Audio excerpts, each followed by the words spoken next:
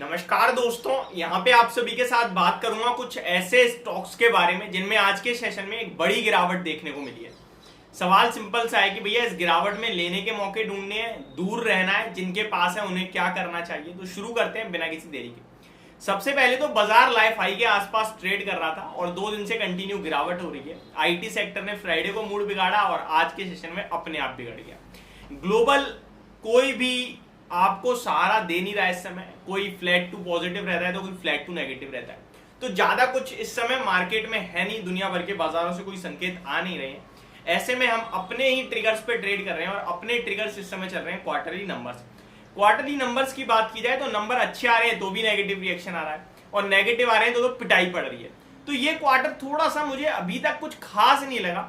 शुरुआत आईटी ने करी, टीसीएस, विप्रो, एचसीएल टेक खराब नंबर पे अच्छे रिएक्शन आते हैं। इनफैक्ट टीसीएस के तो नंबर ठीक थे, उसको छोड़ दो। एचसीएल टेक, विप्रो ने खराब नंबर्स पे भी अच्छा प्रदर्शन दिखाया, अच्छा लगा। लेकिन उसके बाद एचडीएफसी बैंक के अच्छे नंबर्स पे अच्छा रिएक्शन अच्छा था। लेकिन उसके बाद जो भी हुआ है ना वो सब खराब हुआ है। इन्फोसिस ने देखिए आपके लिए क्रैश कर दिया मामला, पूरे आईटी को गिरा दिया। कोटक के अच्छे नंबर्स के बाद कोटक महिंद्रा बैंक गिर गया। आईसीआईसी के शानदार नंबर के बाद स्टॉक लाल निशान में फिसल गया। रिलायंस के तो चलो खराबी नंबर्स थे, टूट गया, ऑलरेडी टूटा हुआ था। डीमर्जर की बात से ही कंटिन्यू गिरता जा रहा है। डीमर्जर जहां पे एक अच्छी खबर मानी जा रही थी वही नेगेटिव पड़ गई है। आईटीसी का सबको वेट था डीमर्जर का, आईटीसी में सब डीमर्जर सोच रहे थे और डीमर्जर हो भी गया, स्टॉक टूट गया। तो चीजें इस समय अच्छी हो रही हैं तब भी शेयर टूट रहा है, खराब हो रही है तब भी टूट रहा है। बहुत ही कंफ्यूजिंग मामला है। ऐसे में क्या करें क्या ना करें। सबसे पहले तो आपको अपने स्टॉक की क्वालिटी चेक करनी है। क्वालिटी है, बने रहो। क्वालिटी में गड़बड़ है, रिजल्ट्स में ज्यादा गड़बड़ है तो आप उसको अवॉइड या इग्नोर कर सकते हैं।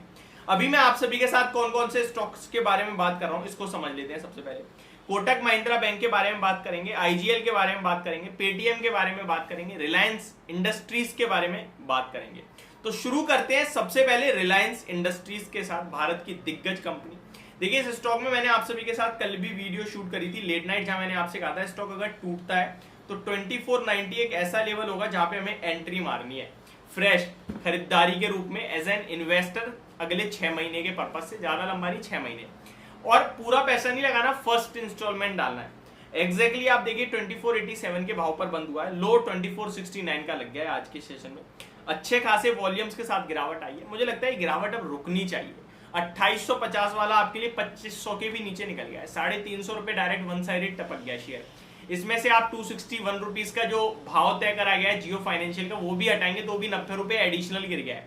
2 दिन में 1 लाख करोड़ से ज्यादा का मार्केट कैप साफ हो गया रिलायंस की कंपनी का। तो मुझे लगता है अब इतना काफी है इस स्टॉक की गिरावट में। अब यहाँ पे आपने पहला इंस्टॉलमेंट आज डाल दिया है, दूसरा 2360 पे है। अगर 2360 तक गिरता है तो एवरेज करोगे आपका लेवल आ जाएगा 2420 की खरीदारी और ये स्टॉक दोबारा आपको 2550 से 2600 रुपए जल्दी ही दिखाएगा। अगले 6 महीने में एक बार डेफिनेटली दिखा देगा। तो यहाँ आपका शॉर्ट टर्म में पैसा बन सकता है। इन लेवल्स पे निवेशकों को बिल्कुल नहीं बेचना है और ट्रेडर्स को लेना नहीं है। ट्रेडर्स को इसलिए नहीं लेना है भैया, क्या फायदा है, आप एक ऐसे स्टॉक मिल रहे जो गिरता ही जा रहा है बिना किसी रुकावट के, तो आपको अवॉइड करना है। लेकिन एज एन इन्वेस्टर क्वालिटी को मुझे हर गिरावट में खरीदना होता है, तो इसीलिए मैं आप सभी के साथ रिलायंस को तो शेयर कर रहा हूँ लेने के पर्पज से। बाकी नंबर्स ज्यादा खास नहीं थे और नंबर्स पे रिएक्शन आ गया मुझे लगता है। अगले स्टॉक की तरफ बढ़ते हैं, आईजीएल। देखिए आईजीएल के स्टॉक में आज लगभग 4.8% की गिरावट आई है और इसके पीछे का प्रॉपर रीजन है इसके नंबर्स। अगर नंबर्स की बात की जाए तो नंबर बाजार को बिल्कुल पसंद नहीं आए और इसी के दम पर स्टॉक गैप डाउन ओपन होता है और उसके बाद पूरे दिन कहीं ना कहीं लाल निशान में ही ट्रेड करता है। एग्जैक्टली लेवल्स के हिसाब से बात कर लेते हैं, सपोर्ट और नेक्स्ट लेवल कहां पे निकल के आते हैं। तो देखिए आज ओपन हुआ 494 पे और वहां से वन साइडेड टूटता चला गया, 466 का लो लगाया, 470 की क्लोजिंग आई है। एवरेज वॉल्यूम 15 लाख शेयर्स का है जिसके सामने 43 लाख शेयर्स ट्रेड हुए हैं। तो वॉल्यूम से ऑलमोस्ट 3 टाइम्स ज्यादा वॉल्यूम ट्रेड हो गए हैं एवरेज वॉल्यूम के सामने। मुझे लगता है स्टॉक में थोड़ा प्रेशर और बन सकता है। अभी नीचे के स्तर पर जाएगा स्टॉक जहां पे 460 तक के लेवल्स आपको देखने को मिल सकते हैं। 460 का एक इंपॉर्टेंट लेवल है, जो ब्रेक होता है तो फिर फर्दर बड़ी गिरावट आएगी, अदरवाइज स्टॉक यहाँ पे रुक जाना चाहिए। तो जिनके पास भी 460 रुपए का स्टॉप लॉस होगा और फ्रेश एंट्री या एवरेजिंग की कोई राय नहीं है मेरी तरफ से। बाकी आपकी मर्जी, आप करना चाहते हैं तो डेफिनेटली कर सकते हैं। अगले स्टॉक की तरफ बढ़ते हैं, पेटीएम। देखिए जब इसके नंबर्स आए थे तो मैंने आप सभी के साथ प्रॉपर वीडियो तो नहीं बनाई थी, बट एक वीडियो में इसके नंबर डिस्कस करे थे।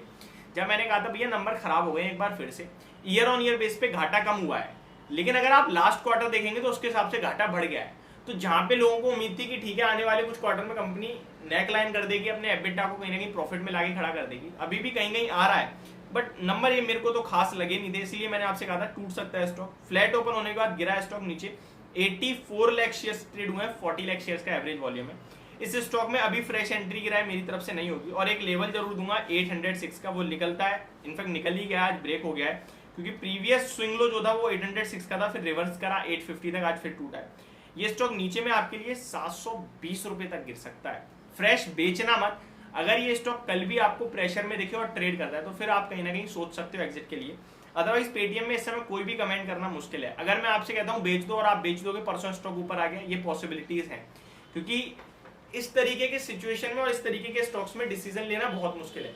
तो मैं आपके ऊपर आपका डिसीजन छोड़ता हूँ, आपको रखना है रखिए, बेचना है बेचिए। यहाँ पे मेरी तरफ से कोई टिप्पणी नहीं है, क्योंकि गलत राय देकर कोई फायदा नहीं है। मैं बेचने को बोल दूंगा टेक्निकल टर्म्स पे, स्टॉक गिरने के बाद तुरंत ऊपर आ जाता है, आपका निकल गया, आपको मेरे से ज्यादा बुरा इंसान कोई नहीं लगेगा फिर। इसलिए मैं अपनी पॉइंट ऑफ सेफ्टी की तरफ से मैं देखते हुए कहूंगा भैया यहाँ पे कोई ट्रेड नहीं करना है, एवरेज और फ्रेश एंट्री बिल्कुल भी नहीं लेनी है, ये क्लियर कट राय है।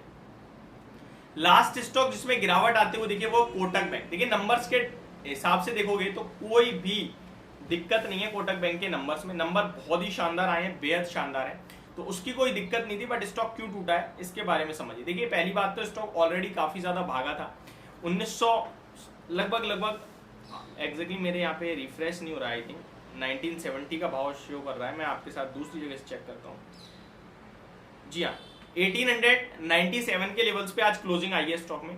रिसेंट डेज में देखेंगे अगर आप तो अच्छी खासी तेजी बनी है इस स्टॉक में। लगभग स्टॉक ने थोड़े दिन पहले आपके लिए ऑलमोस्ट 26 जून को शेयर ने लो लगाया था 1800 का, वहां से लगभग 1980 तक की तेजी दिखाई, 180 पॉइंट्स की तेजी, वहां पे से अब दोबारा गिरावट आ गई है।